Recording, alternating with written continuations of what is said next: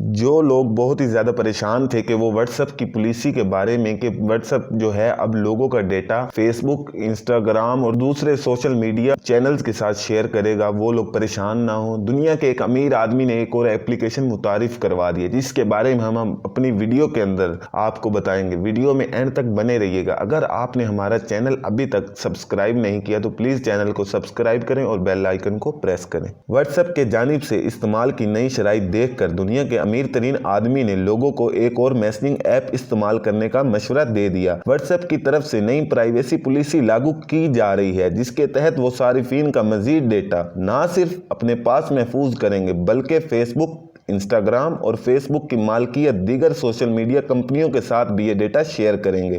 دنیا کے امیر ترین آدمی ایلن مسک نے واٹس ایپ کی یہ نئی شرائط دیکھ کر لوگوں کو واٹس ایپ کے بجائے ایک اور میسنجنگ اپلیکیشن استعمال کرنے کا مشورہ دے دیا۔ دی انڈیپینڈنٹ کے مطابق ایلن مسک نے لوگوں کو ہدایت کی ہے کہ انہیں واٹس ایپ کی بجائے میسنجنگ اپلیکیشن سگنل استعمال کرنی چاہیے جو اپنے صارفین کی پرائیویسی کا بہت خیال رکھتی ہے۔ واٹس ایپ کی طرف سے گزشتہ روز اپنے صارفین کو ایک فل اسکرین نوٹیفیکیشن کے ذریعے اپنی نئی پرائیویسی پالیسی کے متعلق بتایا گیا۔ اس نئی پالیسی سے لوگوں کا متفق ہونا لازمی ہے ورنہ ان کا واٹس ایپ اکاؤنٹ بند کر دیا جائے گا۔